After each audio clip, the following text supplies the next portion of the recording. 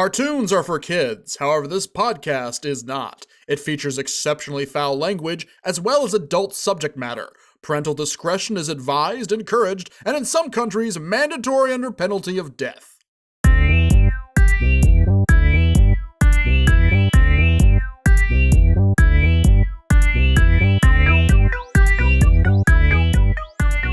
Happy holidays, everyone, and welcome to Bad Toons, a horrendous, haphazard haul of animated atrocities. Translation, we watch some bad cartoons, some of them unknown, some of them infamous, and give you our thoughts. Will we be pleasantly surprised or mortified? I am Christopher Vaughn, and with me is Andy. You can probably guess my last name because it's also Chris's last name. Because we're brothers. If this is their first episode, I didn't say anything about us being the Vaughn brothers. I know. But I just told them. I just told them. But you came off as a pretentious, A-bag? Is that a thing? A bag. Ass bag? Ass bag. A bag. Is D-bag sexist? I've heard some people say D-bag is sexist. So I'm trying to replace Chopra? it.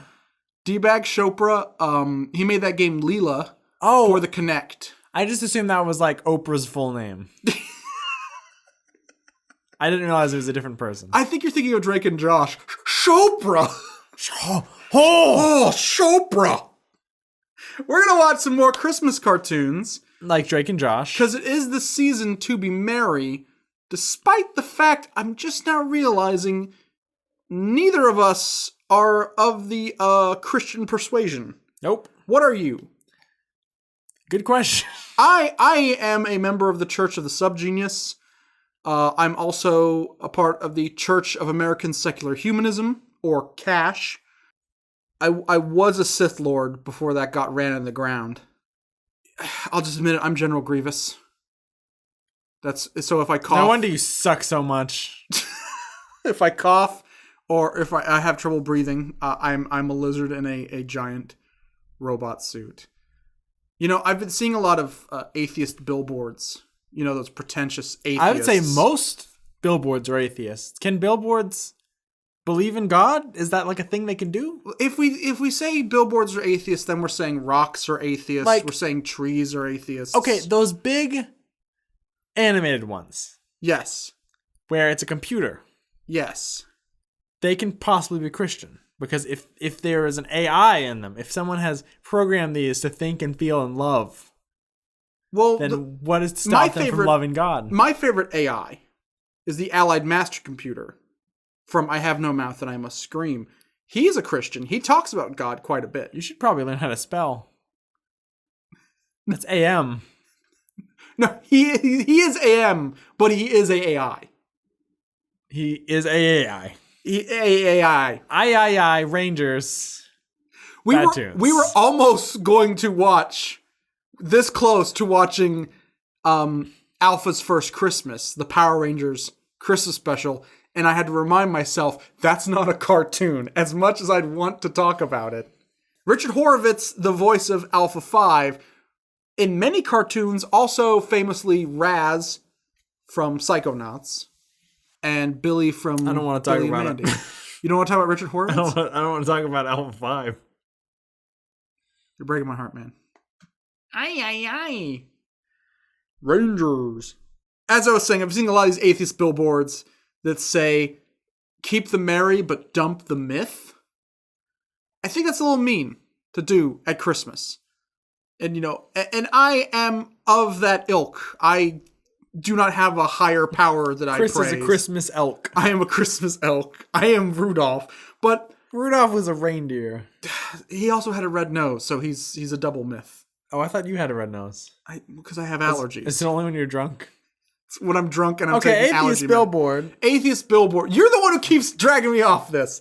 Drag me to hell. I think that's available on Blu-ray. I think that's a mean thing to do to people this time of year. What if Halloween we had keep the scary, dump the myth, and we're telling people you could be scared of Dracula. Pretty sure Dracula's not real. Then we would be lying. I know. We're trying to ooh, Merry Christmas. Dracula's real. We're going to catch them off guard. Okay, new idea. For Christmas, the atheist Church Society of America, or whatever the fuck they're called, shouldn't exist. The Organization of Organized Atheists and the Organization of Organized Anarchists will be getting together, tell people, wish Dracula Merry Christmas. That's what I got out of that. I think that's what Chris was trying to say. I'm just saying, Dracula Merry Christmas. Lower people's defenses so Dracula can build the never-ending, undying army of the dead. That's the reason for the season for me. Let's move on. 4 tunes we're watching tonight. Grandma Got Ran Over by a Reindeer. Oh. The Cow That Almost Missed Christmas. Christmas Comes to Pacland. Oh. And the He-Man Christmas Special. So, as we stay at the top of this, some of these we've never fucking heard of. Some of these are infamous. Now, what is this? Pac-Man? What is Pacland? Pac-Man? Who lives in Pacland? Is it like the Green Bay Packers holiday special? No, okay. Christmas Comes to Pacland is notoriously infamous as one of the worst holiday specials. Grandma Got Ran Over by a Reindeer is a special that was when you were a kid, and I remember it was on Cartoon Network constantly when you were growing up. We don't get Cartoon Network anymore. It still is on constantly, It is still on. I believe if we had Cartoon Network right now, we could probably turn it on and it would be on. Are we? I don't think we're experts on cartoons. We shouldn't have this podcast if we don't even subscribe to Cartoon Network. We can be experts that are poor. Poor experts? Yeah. We're disconnected. I'm off the grid. From both the cable company and religion. I never said what religion I was. Keep the merry. Dump your cable company. So, predictions. Grandma Got Run Over by a Reindeer. I predict it will be slightly less than an hour. It's a good prediction. I presume someone's grandma might be in a spot of bother. I'm going to... But is it because she got ran over by a reindeer? Maybe. Who's to say? I predict this is going to get real dark real fast.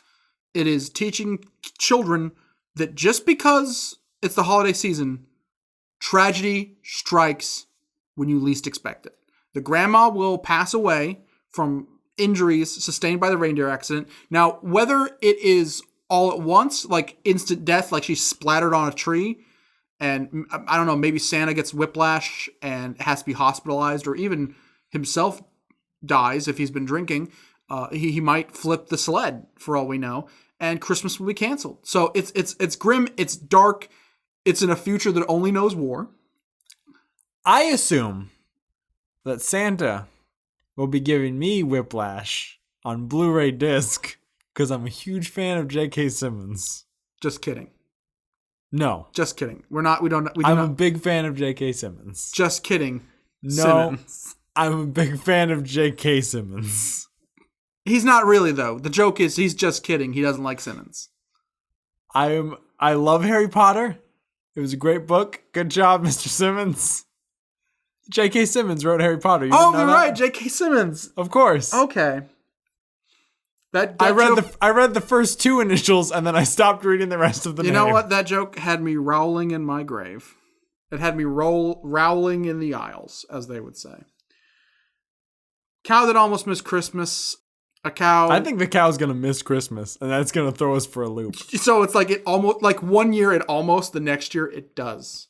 I think the cow dies. Will they license that song? Merry Christmas, Merry Christmas. Almost didn't have one this year. How the fuck does that song go? We didn't license it, so you can't sing it. You're right. Merry Christmas, Merry Christmas. I don't want to have one today. Merry Christmas, Merry Christmas. Don't tell me Merry Christmas, no way. I think the cow's going to get slaughtered. That's terrible. That's a terrible reason to miss Christmas. If you were slaughtered, you would not think that, because I would think that not living would be the perfect reason to not come to Christmas. I'm going to think that the cow bought the wrong calendar. They bought a 2014 calendar. Fucking missed Christmas. A cowlander? A cowlander. Who's a cow lender? Does he lend people? Why would you lend someone a cow? The cow gets lent an exorbitant amount of money, does not pay it back, and spends Christmas in the boot of the local gangster's automobile. Oh, okay. I don't know why I said the boot. I should have said trunk. We are American. Andy said spot of bother earlier in the show. And I'm like, I got to raise the stakes. It's because I am from the 100-acre woods. Andy is from the... That's in the heart of England. He-Man, I'll just say it right now. I am a huge... This is a palate cleanser for us because I have a feeling Grandma got run over by a reindeer will be insufferable. I am not a He-Man expert or a connoisseur. I guess I'm just a He-Man fan. A He-fan is what we call ourselves. I love He-Man. He-Man Master of Nothing on Netflix right now. Aziz Ansari is a pretty good He-Man. It's crazy. He plays Prince Adam so well, and then they put him in like a CGI kind of muscle suit kind of thing. And he turns into Kumail Nanjiani. That's racist because they are not the same race. They're not the same race. They also don't speak similarly or have... But they're brown comedians. They're different shades of brown. That's how Hollywood works. That's true. No, then it'd be a white guy. That's called deflecting racism. I make a racist joke, and then I society. Yeah. You're the real racist for thinking I'm racist. Brown comedians. Turn this podcast off right now. Turn it off.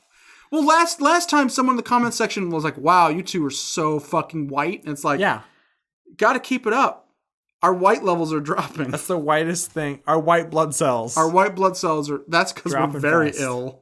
Always. Racism is a cure-all. This is... did I mention this show's not for children, even though we talk about cartoons? There's racist children.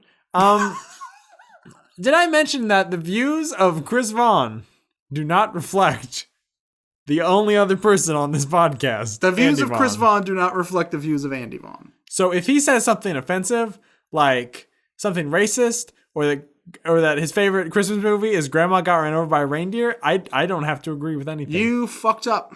You fucked up right there, man. How? Because I already said I'm not racist. I flipped it back on society. You jumped sides. You're now part of society. You're with me or against me. You're now the racist. No! I was the racist, but I flipped it. I was an ironic joke about the state of Hollywood. Not society. I flipped the guy named Society. Baron Society Weinberg. Baron Society Weinberg. Save your renegade angel. That's my Christmas pick. Let's just watch that instead. We should Please watch save that me, instead. God. And he's very upset about this. This is the worst intro. Kumail Nanjiani is of Pakistani descent. Yes. And Aziz is Indian descent. Yes. Now, Aziz is first generation American. Is he's Kumail from South Carolina, I think. He's from South Carolina, but his parents are from India. Yeah. Where is Kumail first generation or second generation? Kumail? Yes. Is not half as popular, so I don't know. You're right. It would have made more sense if Kumail was Prince Adam and he turned into Aziz. But Aziz is so much smaller. That's true. Aziz is a tiny man. Aziz already is Prince Adam. But Kumail is not big. Kumail's not big, but he's bigger than fucking Aziz Ansari. I should have said he became the Great Khali, because the Great Khali kind of has the bowl cut thing going on. He has terrible hair. How about you just you forget all the shit you just said? I can't say a small Indian actor becomes a large Indian actor. It's weird. Why? It'd be weirder if he was a small Indian actor and then he became Dolph Lundgren. That's like saying, he turns into a more powerful version, a white guy. It's kind of like Darth Vader removing his mask and he's a white guy underneath. In my mind, they should have took the mask off and he was just James Earl Jones. I don't know if James Earl Jones would have fit in the suit. But you only see him... He could have lost the weight. Yeah, okay. And you only see him from the face. Also, James Earl Jones like, fuck this, I'm not losing the weight. This movie's going to tank anyway. James Earl Jones is a lot more intimidating looking than the guy who played Darth Vader. Because he was Thulsa Doom in Conan. And Thulsa Doom is fucking rad. Chris, if we had James Earl Jones the whole time. Yes. As Darth Vader. Imagine as a kid. They would have to get a new actor for Anakin as a child and as a teen. Oh my God, it would have been so much better. No, it wouldn't have. Okay. That's That little kid. What was his name? Mannequin Skywalker? Yeah. Jake Lloyd. Jake Lloyd is the little kid? Jake Lloyd is the little kid, yes. Jake Lloyd's the little kid. I know because I read an article that was like, movies that ruined people's lives. Jake Lloyd, a.k.a. Mannequin Skywalker, super into drugs, hates his life, hates George Lucas. Jake Lloyd was child Anakin, and preteen and to young adult Anakin was... Who cares? Javier Bardem. That's right, Javier Bardem. He was amazing. He was so good. He was so... No, I can't remember who played. Hayden Christensen. That's why Javier Bardem's like... Javier Bardem just jumped in my mind, and I was like, get out of here. You're nowhere near right. You just begin with an H. Does Javier Bardem begin with an H? Are we just... No, it doesn't. It's a J, but it's an J. H sound. It's an H sound. Well, it's like when I get mad at people for mispronouncing Yardawaski's name. They say Jardawaski.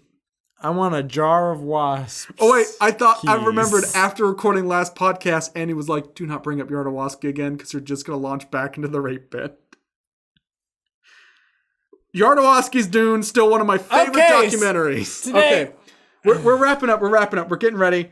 Christmas comes to Pacland. I don't think we have to imagine what it's going to be about. It's going to be about Pac-Man. It is infamous. But back to He-Man real quick. I'm a big fan of He-Man. I have been. This is important to the show. And he's giving me a look. Go! But I'm a big fan of He-Man. I have been since I was a kid. It's actually very important to me as a person. As a child, me and my mom would collect He-Man toys, and that tradition carried on way into like high school even. We would go to flea markets. We'd go to thrift stores where they sell those toys in the big Ziploc bags. And we'd always look for King Randor. That was like my goal, was to find a King Randor action figure. Because of the main cast, I have them all. And much of the minor cast. I'm talking, I got a Mosquitor from the Horde.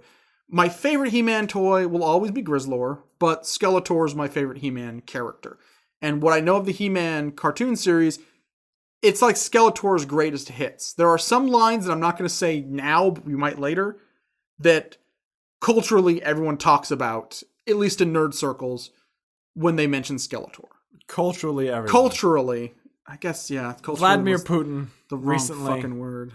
Said in an interview, quotes from the He-Man Christmas special. Kofi Annan at the UN summit was like, nah, Grayskull will be mine. Also, Kofi Annan is no longer in the UN. I don't know who his replacement is.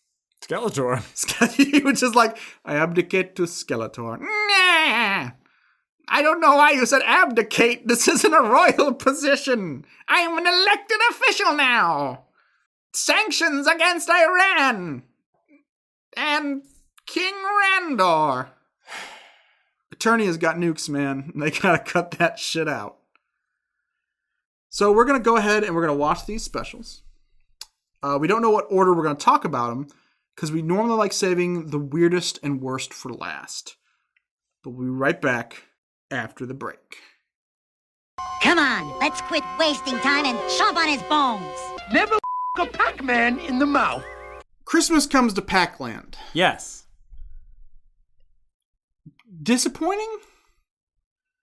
I've always heard it's one of the worst Christmas specials. Was not so bad it was good. Mostly just kind of bland. But the good news is it allows us to talk about the decisions that led to the creation of a Pac-Man cartoon show. Now, this is a Hanna-Barbera cartoon show. What are the hallmarks of Hanna-Barbera? Cheap. Cheap? Usually celebrity impersonations. Broad stereotypes? Yes, I would say. I think that's it. Just that's basically, yeah. Cheap broads. Cheap broads. That Hanna-Barbera is one cheap broad. It's Brabra. Brabra? Hanna-Barbera. Hanna-Barbera. I thought her name was Brabra. We open up. Pretty much the story is Santa Claus wrecks his sleigh in Pacland, which would say that Pacland is on Earth. It's not an alternate. And they say many times in it that Pacland is on Earth. They don't specifically say it's on Earth. But they've never seen a human being before, because when they see Santa, they think he's an alien. It's like, what's that creature with fur covering his face? Anyway, but let's talk about the Pac-Man show in general. You had a good point about, like, what is the Pac-Man game? This is, after Miss Pac-Man, there's no other Pac property stateside, I believe. I think the Adventures of Pacland was a different game that was not released stateside yet. I could be wrong. But let's operate under, there's just Pac-Man and Miss Pac-Man. No other arcade boards out there exist. Okay. So, let's just say you and your friend, it's when Pac-Man first comes out, and you're explaining to your friend, okay, so there's this game Pac-Man. It's just an arcade game. You play as little guy named Pac-Man. He's a little golden orb, and he eats ghosts. And when the ghosts get eaten, they turn into eyes and go back to base. You also eat cherries and pellets. And your friend would probably go, sure, because it's an arcade game. They don't need to have big stories. Space invaders. Why do they turn the eyeballs and go back home? Yeah. Because that's a gameplay convention. Yeah. It's there to necessitate the ghosts respawning. And it's like, why does he eat fruit? Because you eat fruit. You get points and pretzels. Yeah. Is Pac-Man got drunk? At arcade machines were usually at bars back then. Yeah, it's just he just seems to be eating like cherries. He doesn't eat olives. That's true. If he ate olives, but it just seems weird that he's eating bar food like pretzels. He eats the salt off a margarita glass. He eats the salt off a margarita glass. You know, he gets some of those fruity drinks, and then also he's haunted by the ghost of his past. He's a girl drink drunk. He's a girl drink drunk. But like the reason the ghost eye thing exists is that you need a way to convey to the players that the ghosts are about to respawn, and a ticking time bomb element. Yeah. Which is the time it takes for the eyeballs to reach one side of the screen to the other. That's when that ghost will respawn. But there's no story other than just a ghost in a maze. Who options this for a cartoon? People who like money. There you go. That chick, that cheap broad, that cheap dame, Barbara. We know that cheap broad who loves money, but we're going to talk about her later in the night. Yes, there is a cheap broad. We can say that because another character says it at one point. So yeah, it's just the story of Pacland is Pac-Man's married to Mrs. Pac-Man. They have a baby, Pac Baby. They have a Pac Dog and a Pac Cat. They're not named that though. Chomp and Sourpuss. They live they live in a neighborhood with other Pac people. Where is Pacland? Hold on. Yeah. You said that they were weirded out because he had hair on his face? Yeah. The cop has a mustache. There is a cop who is... Granted, it's a shitty teenager mustache, but it's still a mustache. He's an Irish cop. Okay. His name is Officer O'Pac. So they're broad stereotypes. That's like being named O'Human. Everything is named Pac. What the fuck? But here's the thing. Where is Pacland? Like Pakistan. we said. No, it's not. Damn it. It's obviously in Brooklyn because for some reason it's just chock full of Brooklyn accents. Marty Ingalls plays Pac-Man, so he's all like, "Come on, baby Pac, let's go. We gotta go fight these ghosts." And then the ghosts are all like 1920s stereotypes. That's probably when they died. Because one guy's like, "Nah, we gotta stop that Pac-Man. Come on, I'm gonna give him a chomp." That came out English for some reason. Like every other word, okay, it's either Pac or Chomp. Yes. It's as annoying as Smurfs. Like we thought that when Pac-Man gets attacked by ghosts, he dies. Like in the cartoon, Pac-Man gets a power pellet. He chomps the ghosts. They turn to eyeballs, which is fucking frightening. Like seeing it in a cartoon, just thinking of the idea that there are just two eyeballs floating in the sky. And they wouldn't have eyelids. Yeah. So it would just be always open eyes. Just, if you saw that in real life, you would scream. It's something out of Arkham Horror the first or something. Time. After a while, I'd get used to it. Like, Pac-Man chomps Maybe Pac-Man was like, oh my god, what the fuck? And then like a few weeks later, Pac Baby is a baby and is already accustomed to seeing this level of violence. He also can talk. But later, the ghosts get the upper hand, and they're like, we're going to chomp you, Pac-Man. And we're like, how's Pac-Man going to get out of this? He doesn't. They chomp him. And it's equivalent of getting jumped by a gang in the 50s. They just kind of work the legs, and then leave. And he's like, my back. It's about what ghosts would do in real life, because they're incorporeal.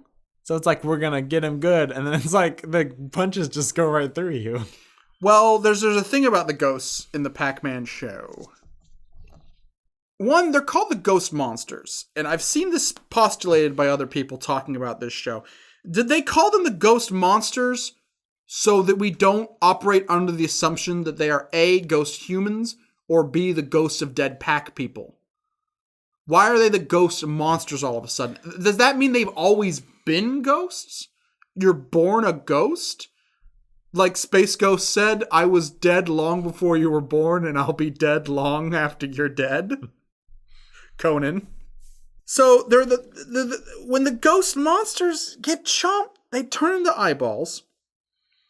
They run into Santa. Santa's reindeer have the proper reaction of Jesus Christ, what the fuck, and they hit the snow. And it's censored. Don't worry. They censored Jesus Christ, what the fuck. Yeah, but barely. His mouth moves, and you can hear him go, what the... It's like slow... It's like Bubbles in Trailer Park Boys. It gets real close and just mouths, what the fuck? Sam Squanch. But when the ghosts go home, they have a wardrobe full of sheets that they just put on. So Pac-Man is a moth. And he just eats fabric. That just changes everything. Yeah, it does. Pac-Man eats pellets and fabric.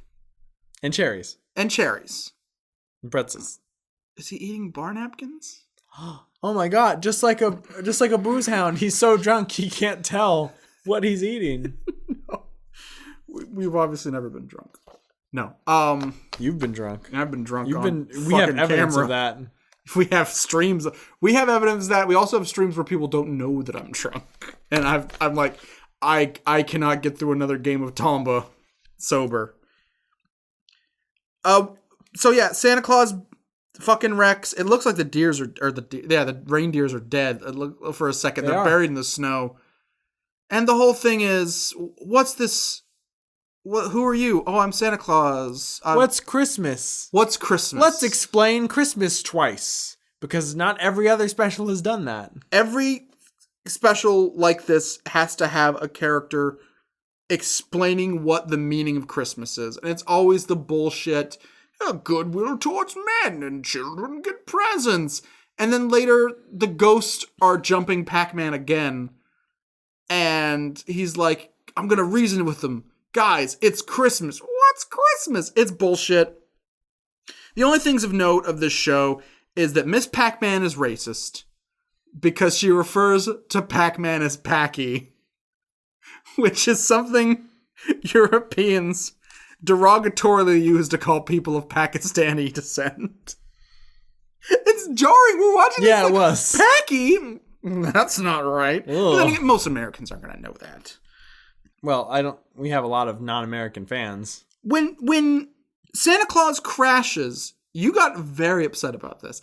He goes, oh, it'll take a flying tow truck to get me out. And the elves have the night off. Yeah, I was pissed because the elves should be working harder tonight more than any other night. Does Santa not have a backup team? Like, shouldn't the elves be helping him deliver? Or is it like, he's like, well, even the elves should get Christmas off.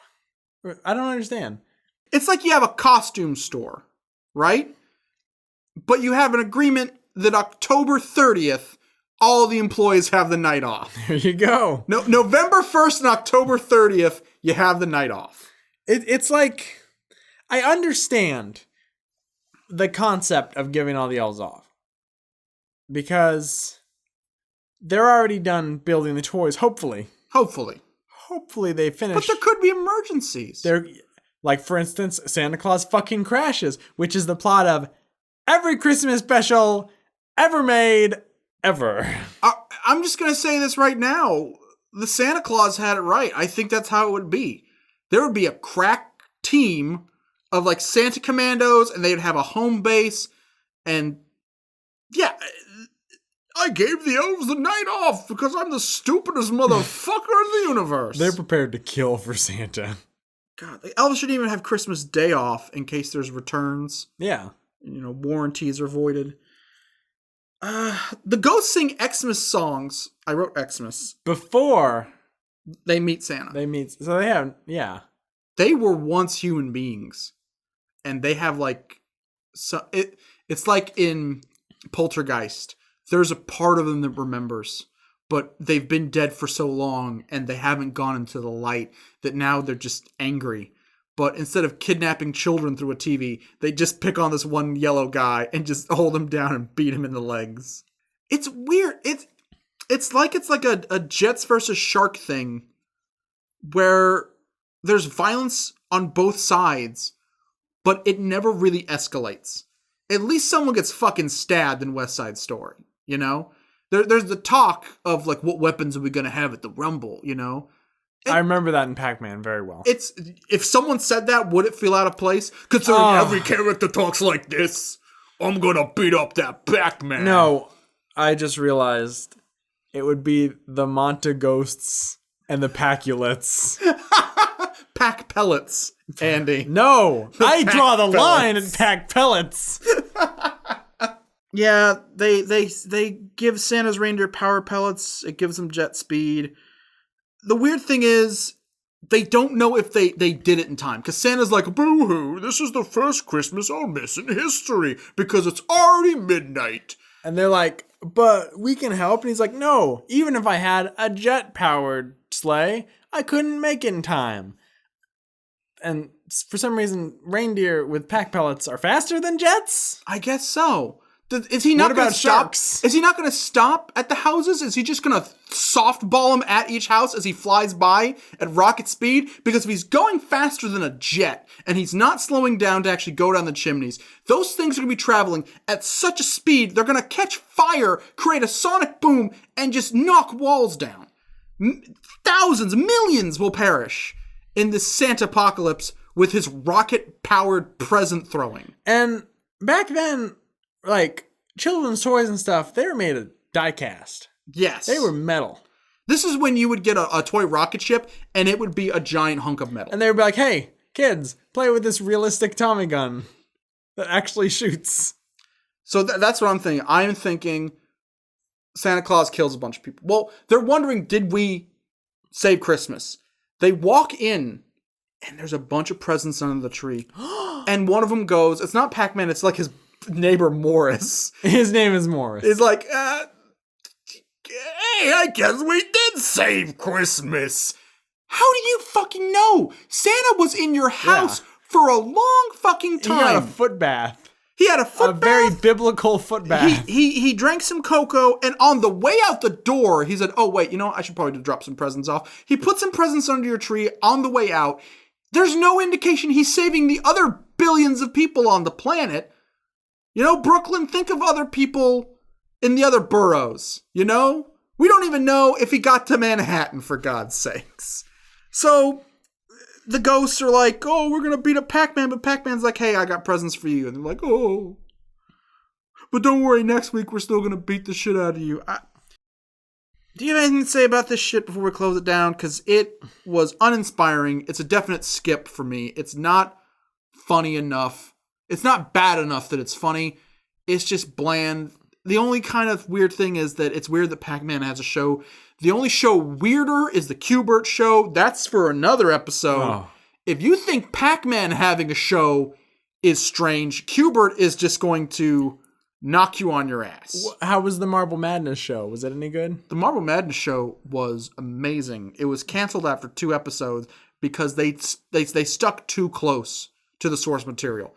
It was just a marble falling off a shelf for 22 minutes. Damn. Marty Ingalls was still in it, though. Whenever the marble was smashed, you'd go like, that's my life! Whoopsie daisy!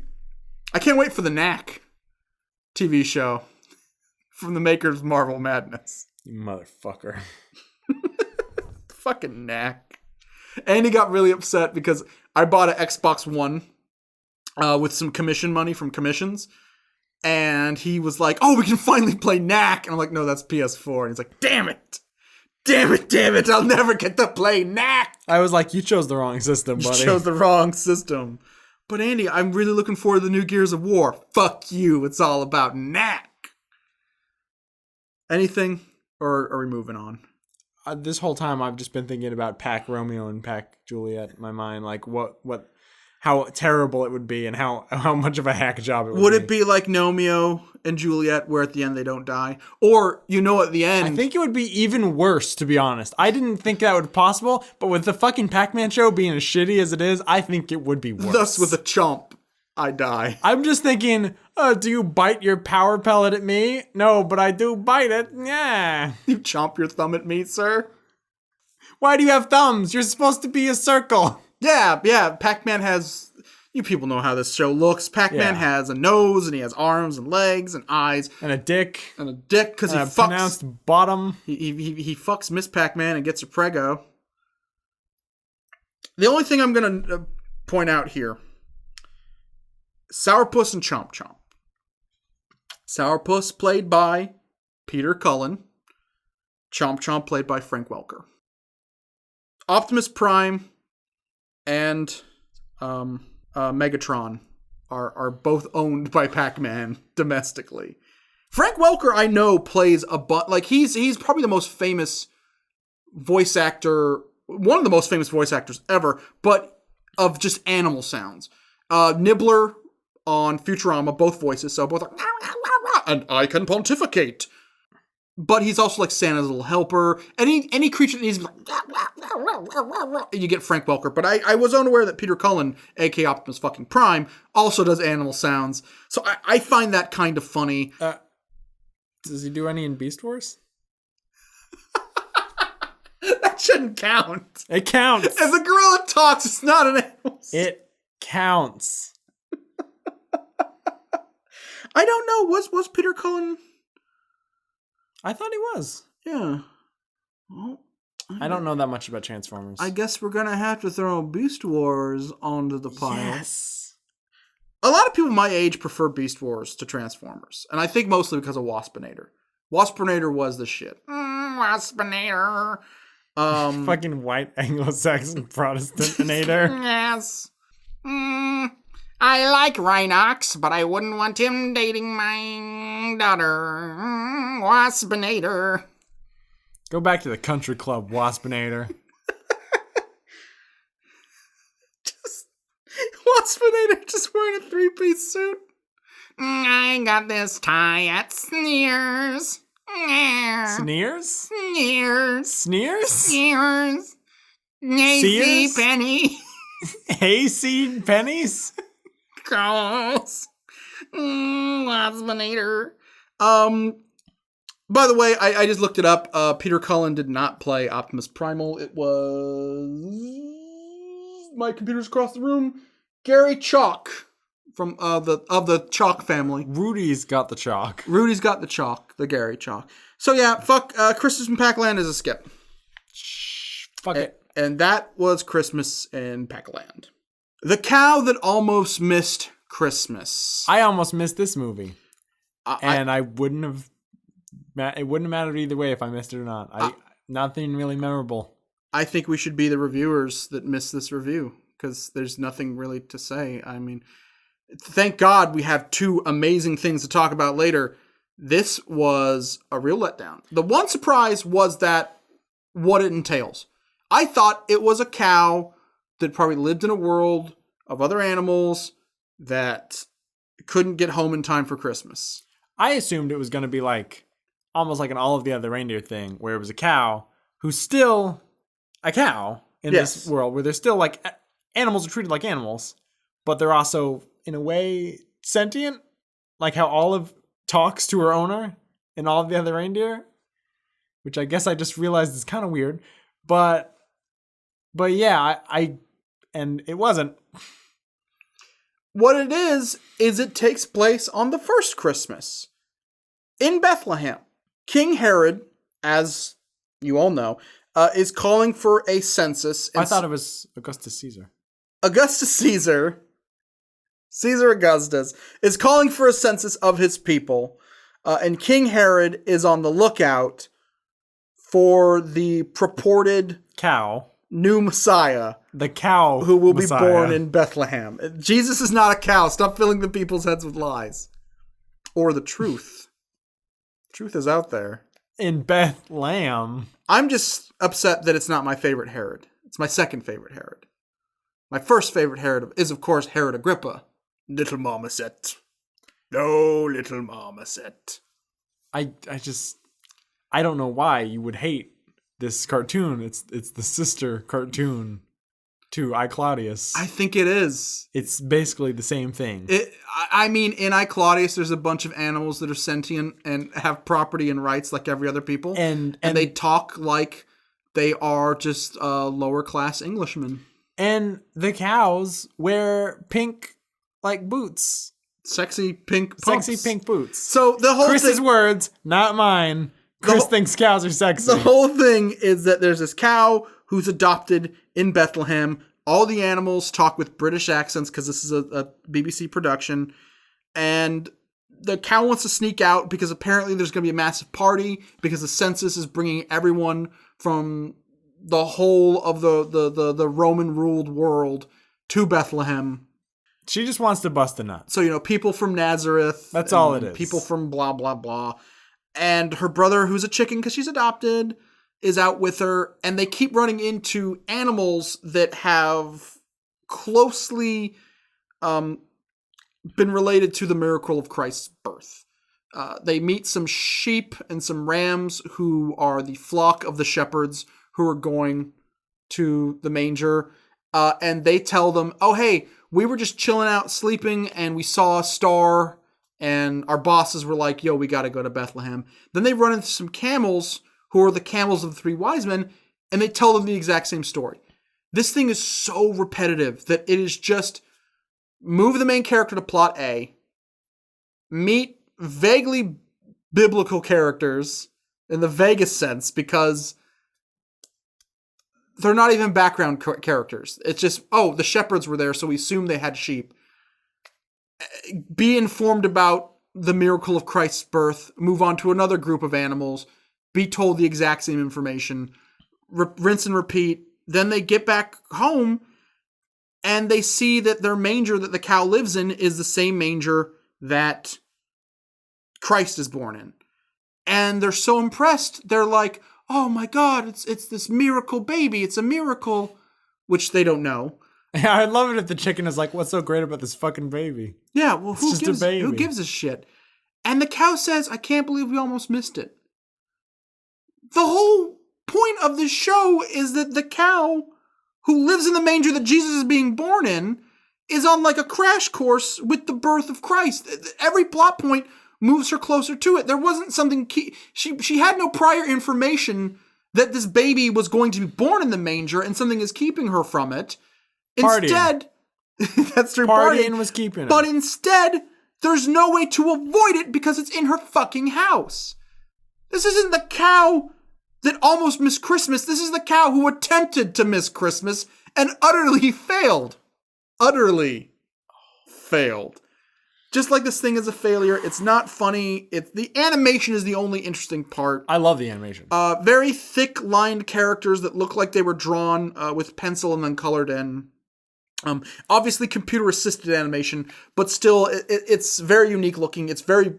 when I saw a still from this, I said this is either British or Canadian. Maybe Russian, but British or Canadian. It's that sense of cartoon. It has that sensibility. Also, why were all the Romans horses? Yeah, that's true. Because it was a world where humans exist. Yeah, there are people. Jesus is a human. I mean, Well, no, Jesus is the Son of God. I don't want to step on any toes. I don't want to step on any toes. Jesus is not a cow, or is he a man? He's a chicken. He is divine. Oh my God! You just blew my mind! What? Are cow and chicken the product of an immaculate conception? Mama had a chicken. Mama had a cow. Dad was proud. He didn't care how. I just gotta say, what a cartoon. That's why the devil is their adversary. Oh my God. Cow and chicken.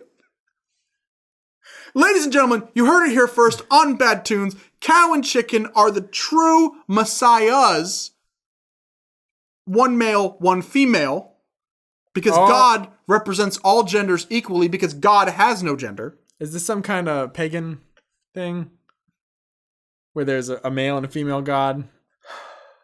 I think it unifies all religions. It takes aspects from everything. All religions are paths to one God, which is actually two: a cow and a chicken, and cousin boneless. As men, the Father, the Son, and the Holy Ghost. Is boneless chicken the Holy Ghost? Yes. As men, we all fight over which religion is superior. Because we believe we were made in God's image. But our religion specifically puts us closer to the divine. Cow and chicken is saying, no, man is not made in God's image. You are all equal. You were all just men when compared to the divine. Which is a cow, which is Hindu, and a chicken. Which is? Voodoo. Sure, why not? I was going to say... What are they going to do? Make a doll of me? Fuck you. I'm sorry if I'm insulting voodoo. We said a lot of shit about Christians at the top of the show. I am from Texas. Mm-hmm. Voodoo is very popular in Texas. Voodoo is very popular. Have you ever seen True Stories? We are called Little Haiti for a reason. Papa Legba. Great song. Come ride down on your horse with your cow and your chicken. But... I can't believe we just got diverted talking about cow and chicken. It's about a cow. It's about a chicken. Done. Okay. We're at the 8-minute mark and we're giving up. This thing, it's a skip for me. It holds nothing. The jokes don't land. I don't think there were jokes. There was one joke, and I was surprised because I've heard a different punchline to it. Yeah. He says, "What do you call a camel with 3 humps?" And it only works if you're British. Yeah. Because he says, "What do you call a camel with 3 humps?" Humphrey. Humphrey, yeah. You call him Humphrey. I've heard the one where it's pregnant. Yeah. What do you call? Yeah. Zootopia, coming out in theaters 2016. Andy hates Zootopia. I'm jacking off 2 dicks. That's how people can't see you. I know. So they're gonna think you're really jacking off 2 dicks. I'm like Skeletor. I jack off 2 dicks all the time. That's what's gonna bring us to our next thing. But yeah, the one thing was that I thought the chicken was played by Lister. Damn it, and Chris. It wasn't. I gave you the perfect segue. Why do you think I jacked off 2 dicks? These 2 I can't unjack them off. I did it just for the perfect segue. And then you go, "Oh, well, I thought the chicken was played by somebody." Is this you jerked off 2 dicks? Chris, you're in the room with me. How do you not know this? You jerked off 2 dicks to buy me a Segway. Yes. That's so weird. I bought you these jerk off gloves. You can't use jerk off gloves. It takes all the fun out of it. Andy, I had to sell my legs to buy you these jerk off gloves. Well, good, because Segway makes wheelchairs now. Okay, good. They can go upstairs. It's pretty cool. That's pretty cool. Segway, send me a wheelchair. Not really. I don't need it at all. Segway? Yeah, let's get sponsors and just ask for the worst stuff. Oh, wheelchairs are bad now? Is that what you're trying to say? You know what I love is Preparation H. You know who could really benefit from wheelchair? Who? Boneless chicken. It brings us to the cow and chicken Christmas special. Which didn't happen. It probably did. It probably did, but we didn't watch it. What's cow and chicken? I'm not going to watch that shit. It's like the worst. You were insulting my religion. Go make a doll. I told you I didn't want to say my religion on this, but I worship cow and chicken. Why do you think I eat so much beef and chicken? It's because they provide me sustenance. Andy, I worship the true path, the Father, the Son, and the Holy Ghost, also known as Ed, and Eddie. That was the cow that avoided Christmas. Next show. What's Christmas? Everybody knows what Christmas is. I don't. When you get lots of presents.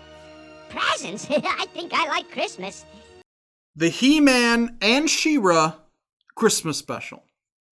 I was being sexist before by just insinuating it's just He-Man alone. This is it's a power pack No, it's not the Power Pack. That's something different. But it's a double header, like Too Bad, of both He-Man and She-Ra. Right off the bat, it addressed one of my major concerns. In every cartoon, characters don't know what Christmas is because they live in Smurf Town or underwater like the Snorks or in Pacland, and someone has to say, well, Christmas is what's in your heart. Right off the bat, Prince Adam's mom knows what Christmas is because she's actually from Earth. This is a little-known He-Man factoid I'm going to lob at you.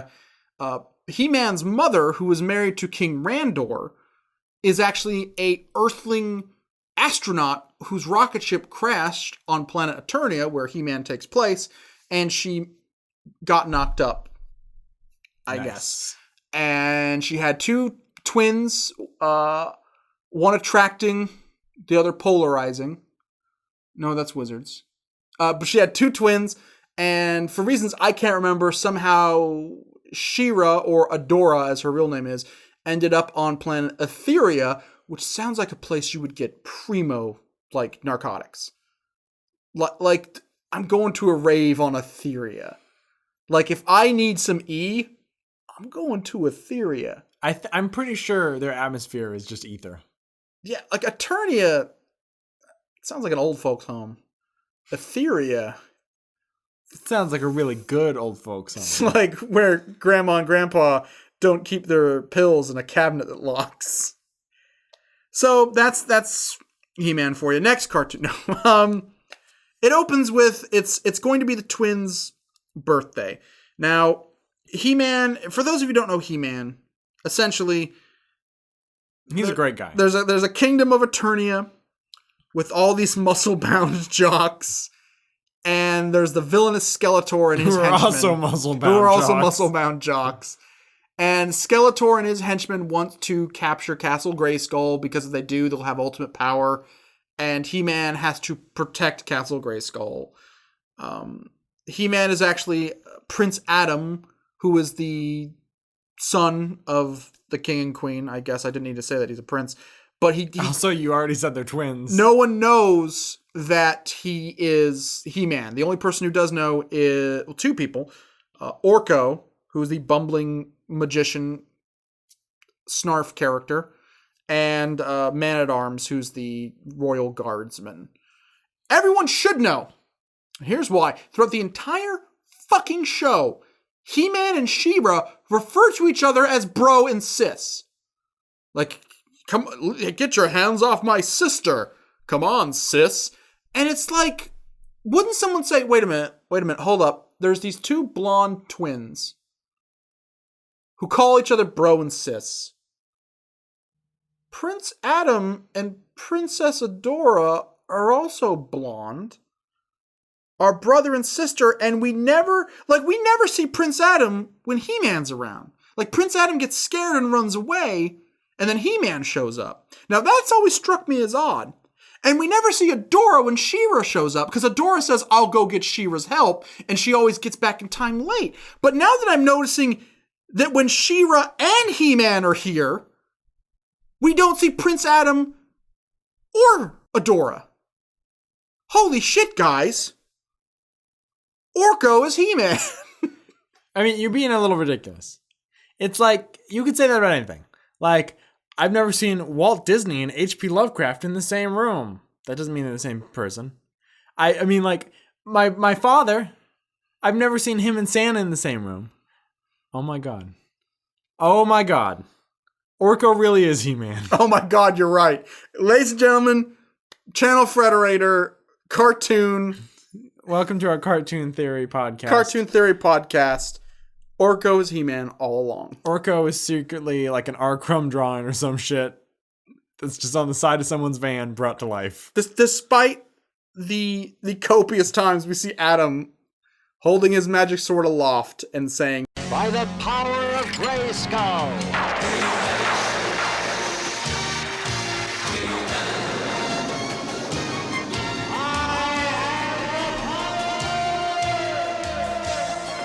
It's actually Orko. If you only watch half an episode of He-Man, then my theory holds up. So they're building... Even though we've seen E-Man and Orko in the same room almost every episode. So the characters from both worlds, Etheria and Eternia, are on Eternia to celebrate the birthday of the twins because they don't celebrate Christmas. Because they don't celebrate it on Etheria because fuck that planet. Eternia has a nicer palace. Etheria is kind of fucked up. It's all jungles and ruins. But here's the weird thing. I guess when the astronaut landed on Eternia, she didn't teach them about Christianity because she only springs the Christmas thing on them now. A scientist not talking about Christianity? I'm just saying, Eternia is a war-torn planet. Do you think she landed on this planet and was like, these people got enough problems. I don't need to be they don't need to have religious strife as well. Basically, while they're getting prepared for the birthday party, which looks like a Christmas party, but whatever, He-Man is building a fucking spy plane with man-at-arms to spy on Skeletor. And I was just thinking, remember during World War I on Christmas Day, that both sides of the trenches like stopped firing, they had a ceasefire, and they met in the middle, and they played football with each other, and they hung up little band. That doesn't happen. I totally remember that. That doesn't happen on Eternia. They're like, fuck it, this is the perfect time to strike. Let's also put some anthrax in Skeletor's food supply. Pretty much, Orko steals the rocket ship. He's flying away. Skeletor in his preposterously skull-shaped spaceship starts chasing him. And it's weird because like 5 or 6 guys are driving this thing. It shows the interior and Skeletor is angry. And like you said, when he yells, he looks like he's just jerking off 2 dicks. He holds his hands in and goes, "Nah, He-Man." But he doesn't move his fists together. He moves one after the other. And his mouth is open. Nah. I used to do this at Studio 54. I don't know what that is though, because I'm from Eternia, but whatever. Skeletor's from Studio 54, man. He's from there? Yeah, he used to work there. What planet is this Studio 54 you speak of? Now it is known as Planet Hollywood. You know why Skeletor has a skull face? Why? Like he doesn't have a nose like a skeleton? Blow. Me and the Bee Gees were bumping coke. That's why I'm so easily excitable. I want to know, when you see the bad guys flying their spaceship, there's a character called Too Bad, and he's a guy with 2 heads. And, like, he has 2 arms and 2 legs, but he has 2 heads. And, like, each head controls half the body. He's the one flying the ship.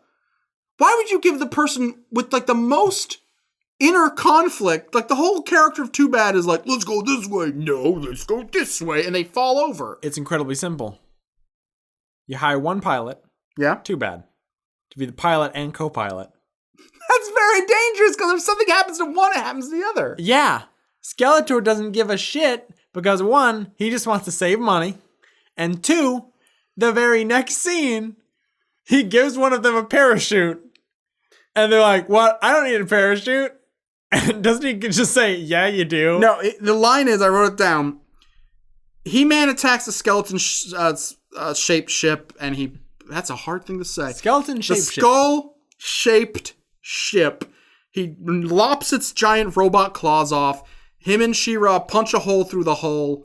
There's a lot of tentacles coming at He-Man and restricting him. And grunting. The show is... We're not homophobes here. It is bondage porn. We have many friends in the LGBT community. Yes, I said T. But this show's too gay. Too bad, too gay. Too bad, too gay. There's Tokyo Drift. I mean, everyone's wearing little underoos and they're all muscle and tone. He-Man is just Rocky from Rocky Horror Picture Show. But it's just almost every line is like a sexual innuendo. There's something we're going to get to later when a character shows up. Andy, was shocked. But the show is Skeletor. Much like how Tweeg is the reason you watch Teddy Ruxpin, saving that for a later episode. Skeletor's the reason you watch He-Man, because he's great. He wants them to chase He-Man, and he hands Too Bad a parachute, And Two Bad goes, I don't need a parachute. And he actually goes, that's what you think. And then he hits a button and all the villains fly out like in ejector seats. But he only gives one of a parachute, so they all have to grab onto another one as they fall down. Anyway, Orko casts a spell on the rocket. It shows up on Earth. And there's 2 kids who are playing in the snow, and Orko saves them. I didn't realize it was a spell. I thought the spell failed because he keeps trying different ones and they never work. That's true. I thought he just like flew to Earth, and it's like, Earth and Eternia are that close? Yeah, light years. Serious? This takes place in one fucking day, people. The way it's spaced, it seems like it takes 10 minutes. We were aware of what planets were in our solar system in the 1980s. In fact, I'm pretty sure Galileo was aware of what planets were in our solar system. At least he knew about Mars. Galileo, the creator of He-Man and the Masters of the Universe. It's funny, one of the kids that Orko saves, there's like an avalanche, and he's like, I better save... Oh, doing Skeletor again. Everyone has a voice that's like high-pitched. I better save those kids. And he casts a spell. One of them just looks like... It's a little girl, but she looks like a tiny He-Man. She's this blonde-haired little girl. And I was just like, He-Man, you're small now. That's the origin story. They teach him about Christmas. They use a special ray to get him back. He accidentally brings the kids with him. So now the whole story is, we got to bring these kids back to Earth. Another thing is, they say... kidnapped 2 children. They say, step in the light, Orko. The beam, tractor beam that will bring him back. He dies, and they say, go to the light, Orko. No. They Carol Ann. They project a beam. Yes. That he's supposed to stand in. He goes, hey kids, like link arms. And walk in the beam. We'll hold hands and walk in the beam. It's like, why? And then, here's the kicker. Not the beam. The entire ship. Yeah. The 2 kids, Orko, and their sled, which was carrying the Christmas tree, which is outside of the ship, get beamed to Eternia, despite the fact that only Orko in the beam was supposed to go. What kind of shitty technology is this? Strong fucking beam. It might as well just take Earth, like the entire Earth with it. So here's my problem with the He-Man cartoon show. Or actually specifically the She-Ra cartoon show. I said before I'm a big He-Man fan. I have a bunch of the toys, like Mothman, Snout Sprout, Fisto, Ram Man. I don't... Butthead. That's real. Butthead's real. He's from He-Man in Space. Anal sex. Lube Man. Cocksmith. And his flying vehicle, the Helicopter. I can't imagine a penis-shaped vehicle being in He-Man. That'd be weird. So, what about Hordak's vehicle? There were He-Man books, there were He-Man tapes, there were all this He-Man stuff. In the He-Man books, which were these really wonderfully illustrated books, Hordak is a motherfucker.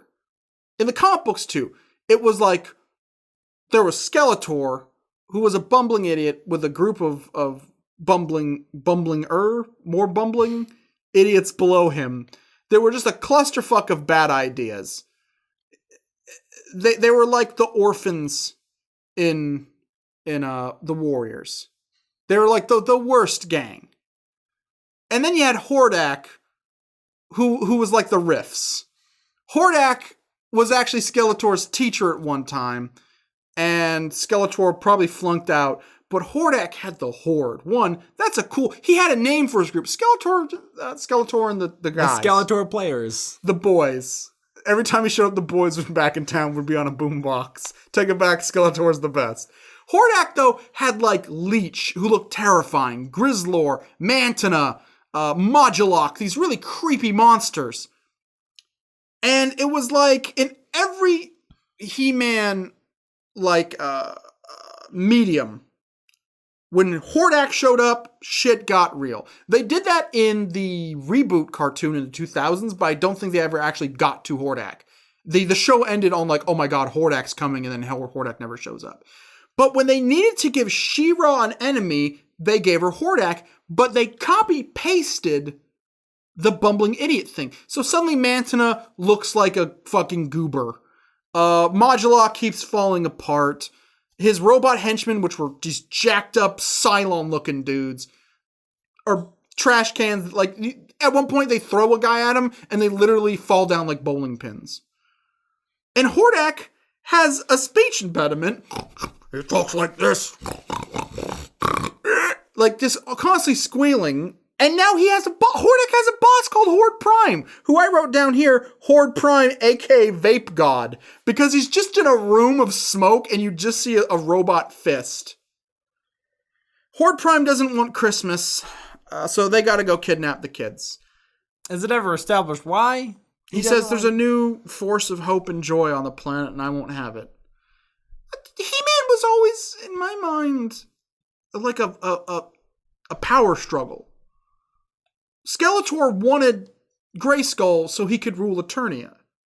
Spoiler alert, this goes in other He-Man fiction. Skeletor was actually at one point Keldor, who was Randor's brother, which is why they Skeletor Randor. I believe that goes in more in depth in the Marvel comics and in the books that I had, but not in the cartoon show. So, like, it's always like a power struggle. I don't know where this fucking Professor Coldheart Care Bear, we can't allow them to have Christmas bullshit comes from, but that's what it is. So Horde Prime, instead of being like, let's divert all our attention to stopping this shit right here, says, hey, whoever stops them, I'll give a raise to. So instantly, Hordak and Skeletor are fighting over like who's gonna get the kids. So he plays his own forces against each other. It's stupid. So let's just barrel through this. We've spent enough time talking about He-Man. There's a great scene where Bo, who's She-Ra's friend, is teaching the kids a Christmas song. He goes, it's time to try out my new Christmas song. One, everyone knows the words because everyone starts singing along. The little kids who he's teaching it to know it. But they start clapping their hands and it is not in time to the song. It is this anachrony Christmas song and it's fucking mind-breaking. Not only that, the song that Bo is playing, he is playing on his guitar, and they have the sound effects. Yeah. For when he's playing, or a harp, or whatever the fuck it is. It's a tennis racket. It's a harp. When he's playing his harp, and then it starts playing the song over the harp. So he's not playing it. Yeah. So you hear this bring that doesn't match up with the music, and then clapping that doesn't match up with music. And then terrible children singing. And then Frank Zappa comes out and goes, the dangerous kitchen. If it's not one thing, it's another. Fulfillment, that's wonderful. We've got just the right setting for my new Christmas song. Let's try it. Love and caring, peaceful bliss, joys of sharing, happiness. Oh, during this, it's funny. She-Ra has like this rainbow-colored owl creature that's really annoying, and it starts dancing with Orko, and I'm like, no, the forbidden ship. We promised ourselves we would not ship the two annoying sidekick characters. It's like an elephant owlbear. It's got the body of an owlbear, and then rainbow ear things. Hordak, though, shows up with his flying dick ship. It's a big dick. It's a dildo. He's flying. At this point, we're like, this show's not even hiding it. Also, we noticed something really weird, is that all the people who live on Eternia are big jacked up muscle dudes, and there's one chick who's not spoken for, and that's Teela. And then all the people on Etheria are these statuesque women. And I had this theory, like, He-Man came out and was a big hit. He-Man came out all right. He-Man stayed in the closet. I like Teela. No, I swear, I'm not Prince Adam at all. Someday, that's the secret. It's so obvious that Prince Adam is He-Man, but he has to come out himself. Yes. Because it's his decision. He defines it, not them. So, even though they know it, they can't say it. Because they want to be respectful of He-Man. As you should. Yes. Don't rob him of that. He'll come out as He-Man on his own terms. When he's ready, we'll all know. But I feel like the chomping cigar studio exec who made this cash grab to sell more toys was like, this He-Man show was a big hit.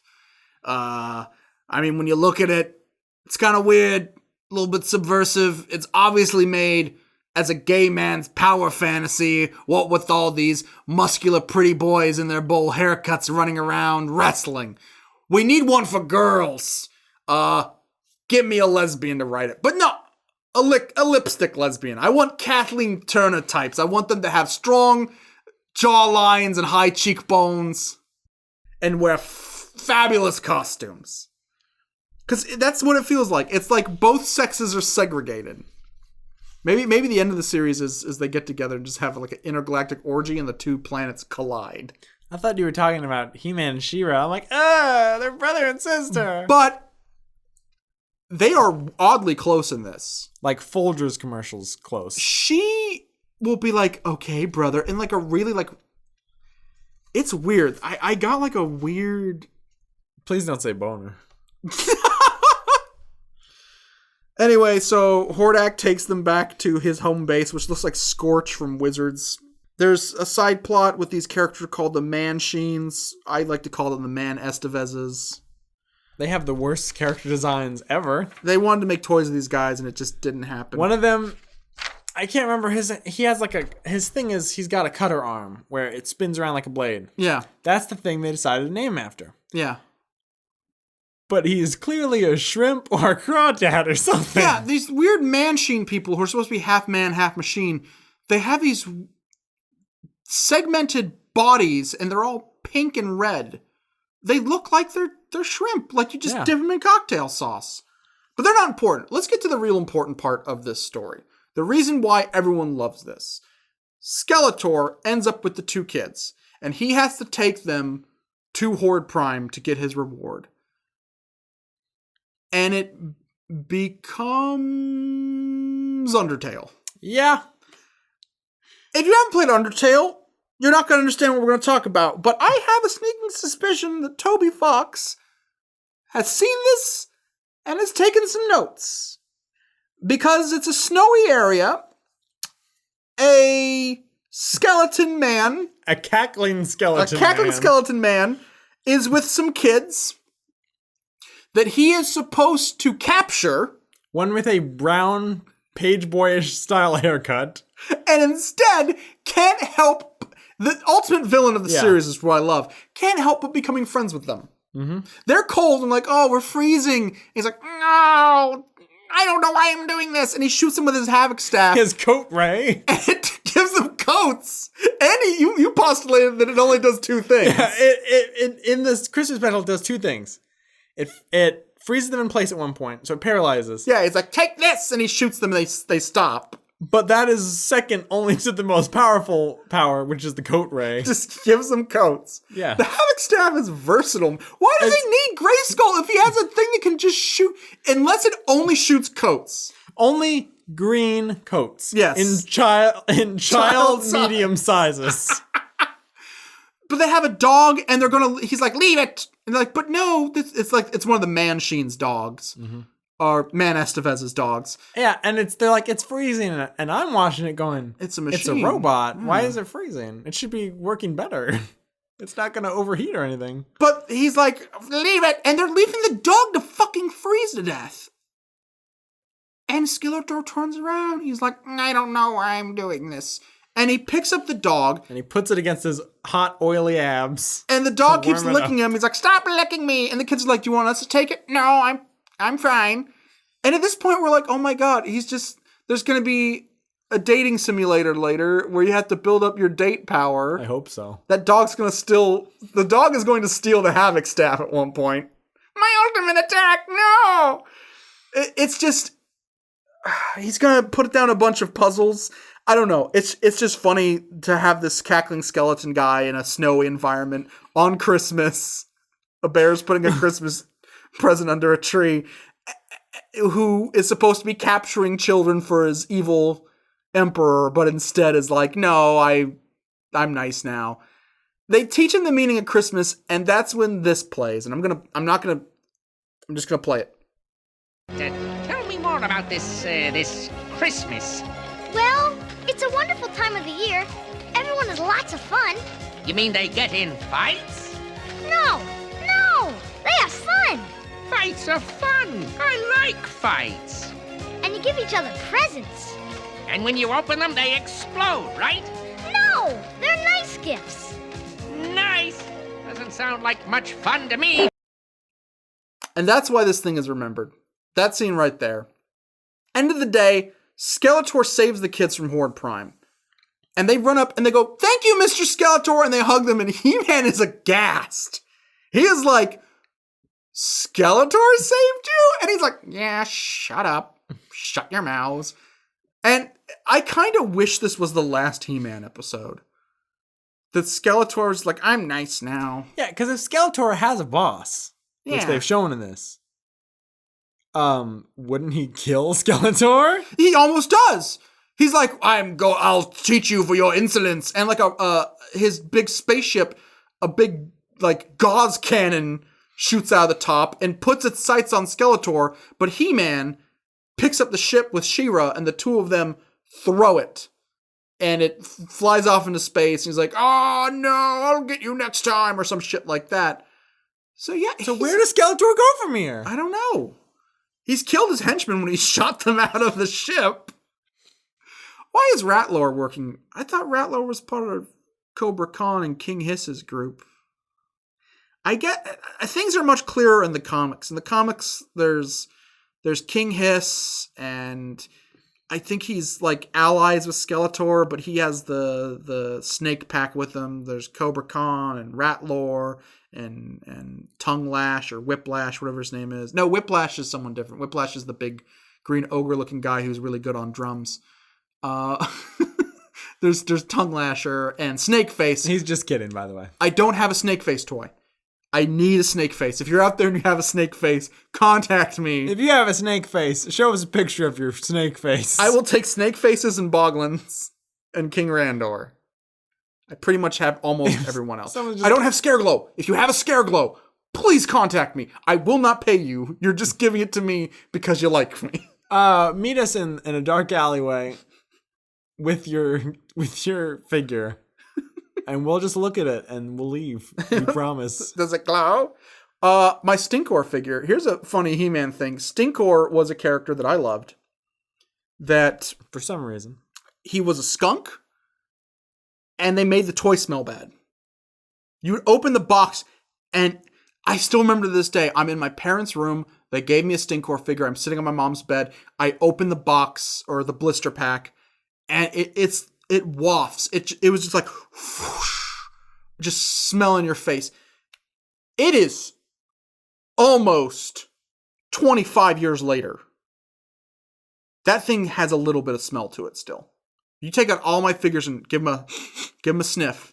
I shit on Chris's action figures once a year. I haven't told him yet. Thank you, Andy. Just the one. No.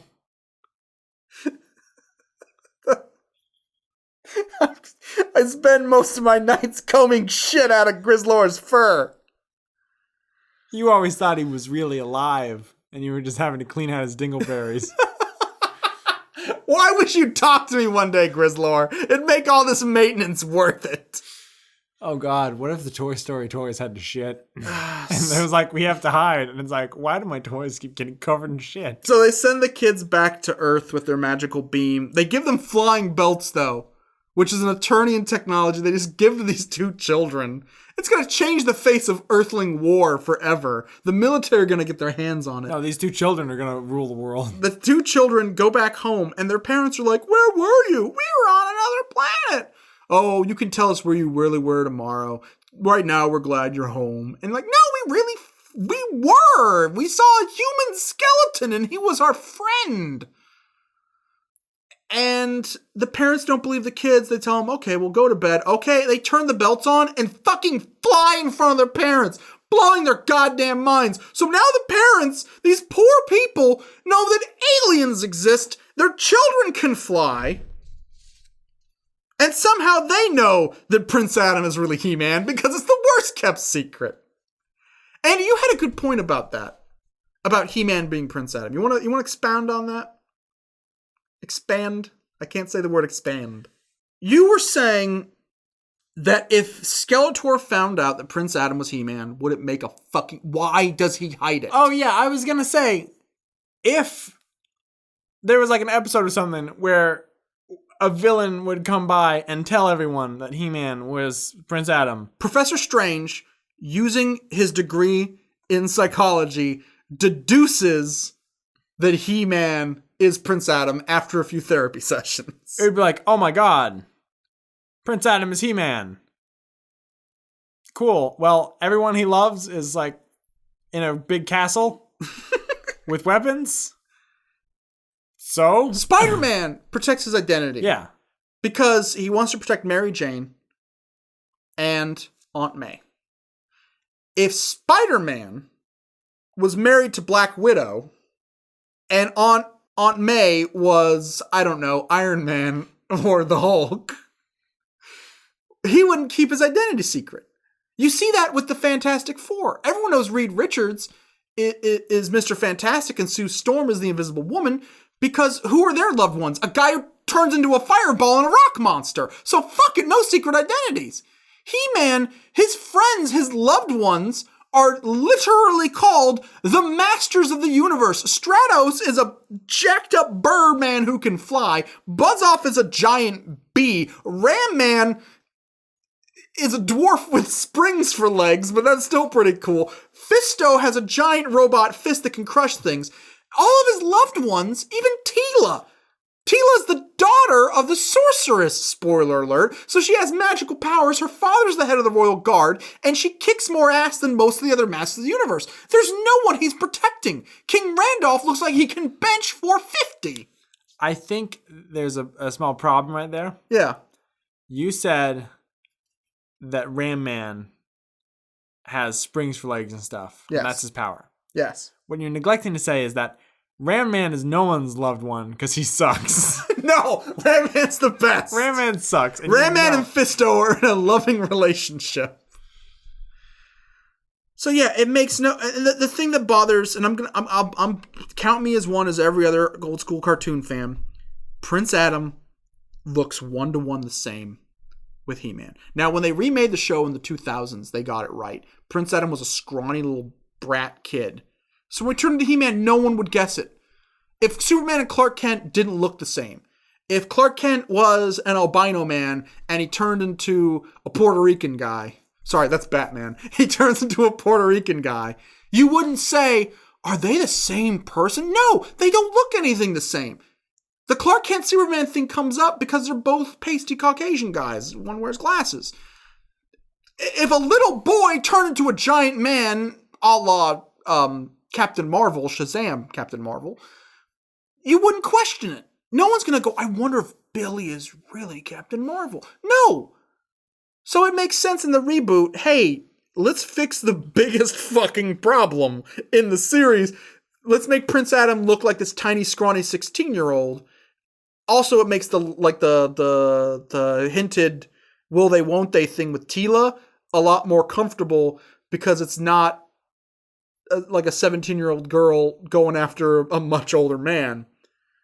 But Prince Adam in this, same voice actor, except when he's Prince Adam, he talks like 2 octaves higher. And it's annoying as shit. Oh, yeah. But you watch this for Skeletor. I'm going to say Toon of the Night. There's a lot of stuff we didn't cover. Yeah. But it's worth a watch. By default, Toon of the Night. By default, Toon of the Night. Because what the fuck else would be the Toon of the Night? We spent 34 minutes talking about this one cartoon. We're going to spend double talking about the next. Oh. No, we're not. No, maybe we will. But, Andy, is there anything else you want to add before we put a bow on this and move on to the worst thing in existence? No, I want to peel that Band-Aid off right now. No, I said bow. Bow is more festive. It's a bow-shaped Band-Aid. It's like use a bow to cover up my bleeding, festering wounds. Is it like that chick with the ribbon and when she takes it off, her head falls off? That's a spoiler. I haven't read that story yet. I'm so sorry. Spoiler alert. I'm only halfway through Scary Stories to Tell in the Dark. This person's dog seems pretty cool. It's a nice Mexican Chihuahua. Are you reading like the first half of each story, and then you're gonna go through and read the second half? No, I'm halfway through that story. It's gonna be like, oh, the dog was a rat.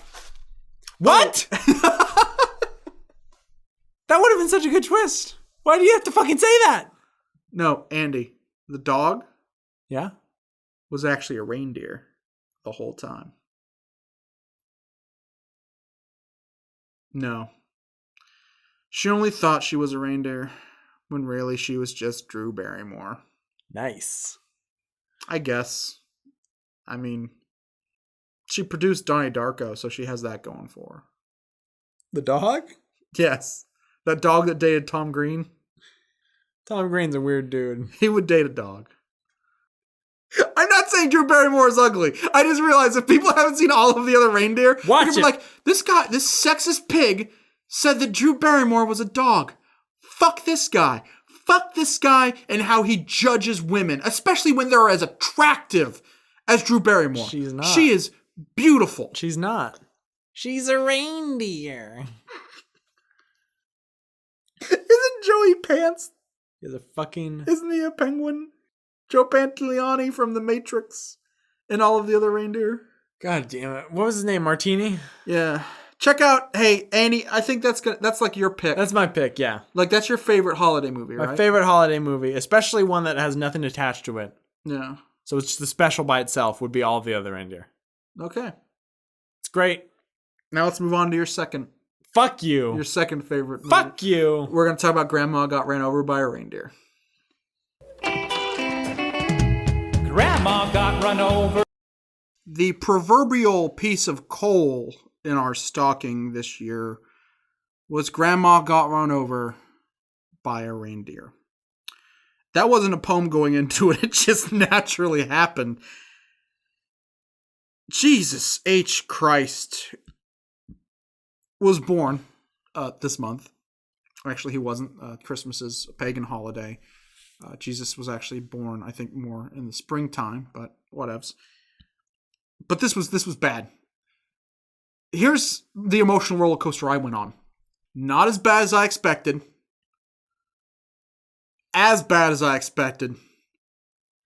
So much worse than I expected. It's about Jake Spank, as I call him, Jake Spankenheimer, is telling the story as an old man, I guess, about when he saw his grandma run over by a reindeer. His grandma owns the Spankenheimer store. Which, first off, I would never go into that store. If I saw a big store that said Spankenheimer, I'd probably go in. Yeah, okay. I'd need some stuff. She runs this store, and during Christmas, she dresses up as an elf, and she reads the kids, and she is all about good old-fashioned handmade Christmas. Gingerbread houses and hanging up ornaments and things like that. And a rich CEO of a company wants to buy them out. She tells them, hey, we might not be rich, but we're rich in spirit. Because this store brings us closer to the neighborhood or some shit like that. These people are fucking rich, and it's one of my biggest pet peeves when rich people say we may not be rich. Because this store is gigantic, and they live in this huge fucking 2-story Victorian house. So fuck them. Already the characters are unlikable. But the whole crux of this story is a grandma who loves Christmas avoiding a corporate buyout. There's a evil cousin Mel who does she remind you of, Andy? You called it when you saw it. Oh, well, she looks like Daphne Blake. She looks like Daphne from Scooby, like almost. Which is hilarious because his little Jake Spank, his sister is named Daphne. That's true. That's kind of weird. But cousin Mel, she wants to sell the store, and she concocts a plan to get it. So, this is based on the old classic, I cringe when I said the word classic, song, Grandma Got Run Over by a Reindeer. And if you don't know what the song is, watch this movie. They play it 3 times. The movie actually opens with Grandma getting run over by the reindeer. It's a smash cut. And then goes back to show what like earlier that week. Which is totally not a hackish thing to do at all. But essentially, it's the sanitizing of this song. Because we realize as this movie is playing, in the song, the grandma's fucking dead. The grandma dies. They find her body the next day with hoof marks on her face and claw marks on her back, as the line goes. The song insinuates that grandma's no more after grandma got run over by a reindeer. I think, subversively, the man who wrote this song was actually writing a song about a grandpa who murdered his wife. And the grandpa's Santa. And got away with it. Because he's Santa. Because he's Santa. No, I think it is... He tells the little boy, he shakes the shit out of him. He's like, you didn't see shit. If you fucking talk to the cops, you tell them she got run over by a fucking reindeer before you squeal on me. You get me? Are we straight with this? Do you know what I'm talking about? He's like, yeah, grandma got run over by a reindeer. And then grandpa takes it well and goes plays cards with Cousin Mel. That's a line in the song. We're all so very proud of grandpa. He's taking this whole thing well. In the living room, drinking beer and watching football or playing cards with Cousin Mel. That's all he does. All day. Him and Cousin Mel just play cards for 7 months. So in this cartoon, the grandma loves Christmas. Everyone else in the town is selling out. They're no longer appreciating Christmas. The family gets a blow-up tree. They're all worried about their Skype calls and their internet. And having boyfriends and relationships. And they want to get the blow-up tree because they want to save trees. They don't want to cut down trees. What a bunch of assholes. We couldn't decide, was this movie right-wing or left-wing? Because at sometimes it's a very conservative, we had to be traditional. Tradition stands above all. Other parts read like a communist manifesto. Do not trust the businessman. But mostly it's don't trust the businessman and the government is corrupt. Yeah. The government is inept. The police will not help you. The police will not help you. Do not trust the police. Do not trust big business. We all should do things solely for the good of the party. A Christmas party. A Christmas party. Christmas colors are red. There we go. And green. The Green Party. The Green Party. So, Cousin Mel decides, hey, here's my plan. I sabotage the store. No one goes to it. I can sell the store to this rich CEO who wants to buy us out because he owns literally every building in town. And if he gets this one piece of real estate, he's going to build a robot reindeer sled factory that will deliver presents to people on Christmas. So his heart's in the right place. That's the other weird thing. The evil businessman is not evil at all. He's actually a nice guy. And anytime that the little boy is like, stop, you can't sell it, he's like, sure, okay. He doesn't side with the person who is giving him his demands. Exactly.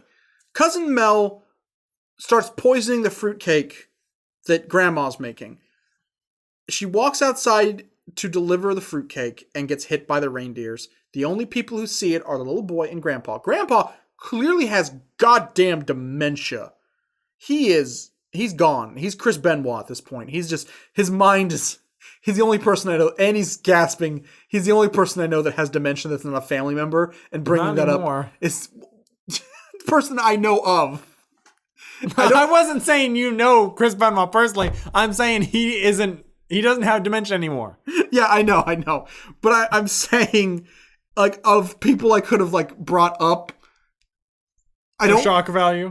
For shock value, yes. But also I don't want to mention people in our own family and depress myself. For shock treatment. Does Barry Bostwick have dementia? I hope not. Richard O'Brien has dementia, no. That would explain why the dad in Phineas and Ferb is always saying weird shit. That might explain why they ended Phineas and Ferb. That's why Phineas and Ferb got canceled. Now I've made us both sad. No, you made me sad twice. So the little boy sees Grandma get run over. He runs downstairs. He throws the door open. Grandma got ran over by a reindeer. No one goes outside. They shut the door. Billy, you must have dreamed it. or sorry, Jake Spank. Jake, I always want to say Billy. Jake, you must have dreamed it. And he's like, it's not even fucking bedtime yet. There's you no stupid bitch. There's no Santa Claus. And he's like, I'm gonna go out and help her, and they hold him back. It is literally stepping outside your door and looking. They assist in a murder. It's like Seinfeld, the last episode, when that guy's getting mugged and they refuse to help, instead they crack jokes and they get arrested for it. That's what should have happened here. They are culpable. They are responsible by not helping. They could have stepped outside. Wouldn't you have thought, what if he missaw something? What if... It was a car. Fuck it, a horse and carriage hit Grandma. A parade. A Santa Claus parade. Something bad happened to Grandma. Wouldn't you at least take him outside and say, nothing?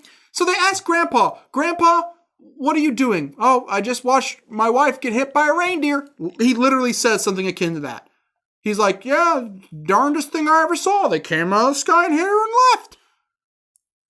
And then instead of being like, oh crap, we need to go look, they're like, Grandpa's off his rocker. And Jake is like, I gotta go. I gotta go save her. And they're like, Jake, it's Citiesville. That's true. They live in Citiesville. Well, hey, this was made by famous cartoon auteur Phil Roman Polanski, as you put it earlier. I'd like to throw a cup of piss in the face of whoever made this. Mel starts downplaying the whole Santa Claus angle, and she says the dumbest thing ever, which I guess was supposed to catch on. She goes, looks like Jake's coming down with the Santa Claus is real syndrome. Then Grandpa goes, I saw my wife get hit by a reindeer. And Mel is like, that's a case of advanced Santa Claus is real syndrome. Is that code word? It's like they don't want to say the A word. So we're calling it Santa Claus is real syndrome. So they go outside the next day after calling the cops. The cops show up. Margie Gunderson herself shows up. And she's all like, oh, don't you know, it looks like the kids got a case of their Santa Claus is real syndrome. So Chris is full of shit because it did catch on. In the fiction of the world, it caught on. Mel called, everyone was like, okay, Santa Claus is real syndrome. I keep wanting to say Santa Claus got run over by a reindeer. My brain is melting. I hate this cartoon. Sounds like someone's got a case of Santa Claus is real syndrome, which of course eats away at your brain. They go out the next day and there's a body print in the snow covered in hooves. And sled tracks. And the cops are like, oh, looks like a couple of reindeer hit a woman. Here's a hare. I would say belongs to a 5-point buck reindeer. A sled puller with the capacity of flight. But we'll check this out tomorrow. And it looks like his plate said DLR. Those are dealer plates. Life goes on for these people. That's the weirdest thing. For 7 months. 7 months. All Grandpa and Mel do is play cards for 7 months. It goes to next September. They still don't know where Grandma is. Mel has a plan. She gets the power of attorney from the grandpa after he sings a weirder fucking song. She goes, I need you to sign these papers. Sing? No, sign. I'd rather sing. And that joke only works on paper. He sings a song about grandmas living with the superstars, and it's alluding to grandma's dead because she's with Elvis. And there's even someone throwing underwear at the grandpa joke, like the Elvis thing. But then it clearly takes place in his mind because then it cuts back and he's just sitting in the restaurant. Like he didn't sing. Like there's a suspension of disbelief in musicals that you live in an alternate reality where people bust out into song and they convey information. This is not that. Because he sings that song and then it cuts back and he's sitting in the exact same place. It's as if he's like, I'd rather sing. Then he sits there quietly staring off in the distance for 2 minutes, then comes back. Okay, I'll sign. And he signs away his right to attorney. Mel is going to sell the store to the CEO. The kid rollerblades into the building, asks 3 high-powered business people, where's the boss's office? And they just point instead of being like, you can't be here. There's no opposition. He goes in there and he says, hey, you can't sell this place. It's my grandma's store. Let me find my grandma. And the boss, instead of going like, no, I have the grandpa's signature. It's legally binding contract. He goes, I'll give you a week. And Mel is like, why? Why would you do this? Well, he has a point. It's his grandma's store, not his grandpa's. I'll give him a week to find his grandma. So he fires off an email to Santa saying, bring my grandma back. Bullshit happens. You mentioned that his quest to find grandma reminded you of something. I said, oh my God, this is just Zodiac. It reminds you a lot of the plot of Zodiac, how this kid is looking at different pieces of papers and he's contacting people and writing up stuff, just going insane, and his family members are worried about him because he has to find out where grandma is. He's not going to be happy until he looks Santa Claus in the eyes and knows it's him. An elf brings him to the North Pole where apparently grandma has had amnesia for an entire year. Mm-hmm. Doesn't recognize him. They all go back home. Mel and her lawyer kidnap What's her Santa. lawyer's name? Her lawyer goes, oh, I'm Mel's lawyer. I am slime. She's supposed to say I am slime, but she actually says I am slime. And the kid is like, hey, you said it, lady, not me. That's the one time that joke comes up and is gone. It's the dumbest I am slime. Don't trust the law. Don't trust cops. Only trust the party. Only trust the party, who are all elves. The secret police. You can trust them. You know, as a lawyer, she's the best you can get. Have you guessed her yet? She's the slime oozing out of your TV set. So they take the grandma because Santa Claus is going to go to the CEO and explain, I found the grandma. She doesn't have her memory yet, though, but this is her. The CEO, after like 2 seconds, believes it's Santa. He's like, if you're how am I supposed to believe you're Santa? When you were 5, you wanted an action figure. Holy balls! I am the most gullible CEO in existence. You wouldn't even have to inception me. You can just say, what's the code to your bank account? And I'll just be like, here it is. Here you go, Santa. But the lawyer and Mel kidnap grandma and put her in a cabin in the woods.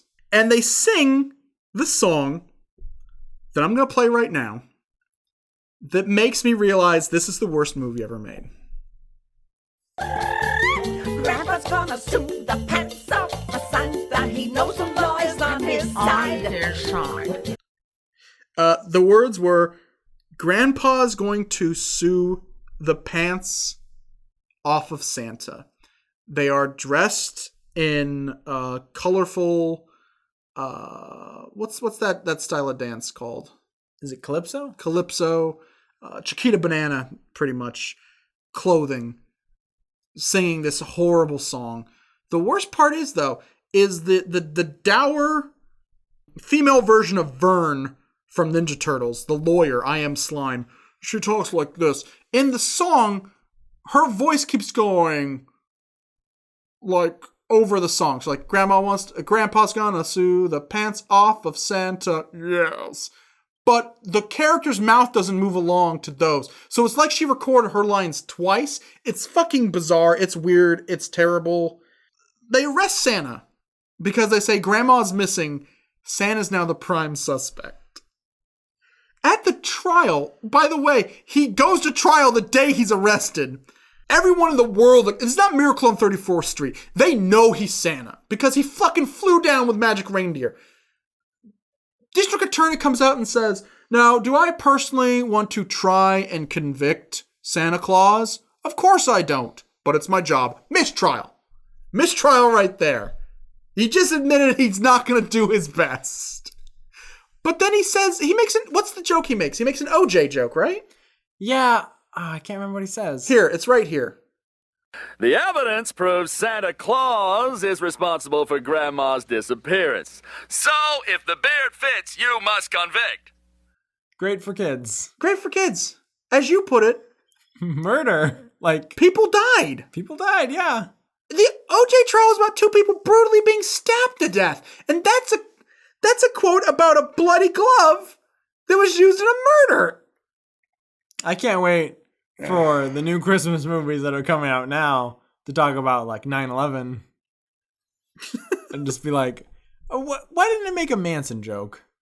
There's more time. If I start breaking presents, there will be none of them left. See? That would be totally fine and a wholesome. Jet fuel can't melt gingerbread houses. It absolutely can. It absolutely can. And steel beams. Let's be honest here. Let's do an experiment. We'll put a gingerbread house on top of a steel beam. But like, anything with deaths involved, you got to give it time. At least for children's media. In fact, what?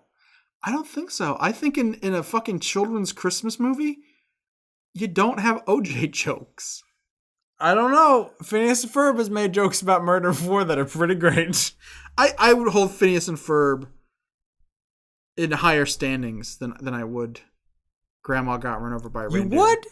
I think Phineas and Ferb, while it is a kid's cartoon, it could be said like Toy Story or something where it has jokes that are kind of meant for broader appeal. I think this is for cheap broads. I don't know. I don't even think Phineas and Ferb would make an OJ joke. I think that might.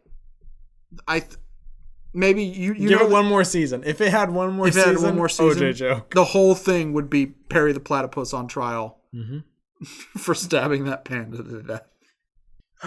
So allegedly stabbing that panda to death. Spankenheimen. I don't want Perry the Platypus or Disney to sue us.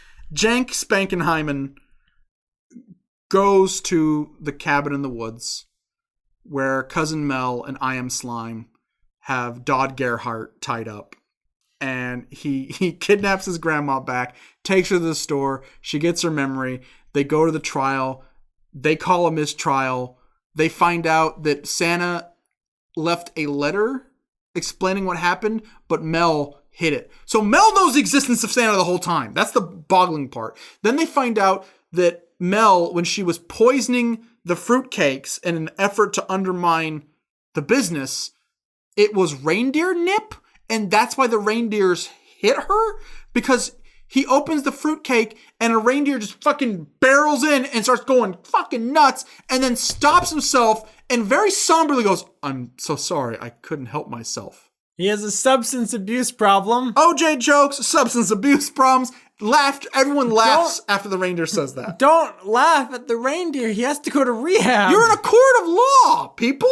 Well, I mean, it's a little silly. Santa Claus is there. That's true. They make them eat fruitcake. Why'd you put your baby in the microwave? I'm sorry. I was just so out of it. I didn't know what I was doing. Everyone in the court just starts laughing. Just laughing. And that is how True Detective Season 2 ended, if I watched that show, which I didn't. I stopped after the first season. Vince Vaughn, I'm not giving this shit a chance. You mean Fred Claus? Yes! So unprompted, after proving that Santa Claus A was not negligent behind the wheel of his sled, and B did not kidnap the grandma, instead was giving her medical care, unprompted, they get Mel to admit that she did it all. She's with her lawyer, and she said, was like, "I admit it." And she's like, I poisoned the pies. And they're like, and I was gonna sell the store. And I kidnapped grandma. And I hid crucial evidence from the state. But I deserve to be rich. And then Margie Gunderson comes back and arrests her. So, that was grandma back there in the street. And you took the letter proving Santa Claus' innocence. And you poisoned the fruitcake. And for what? For a little money? You know, there's more to life than a little money. Hope you know that. And now you're here. And it's a beautiful day. I just don't understand it.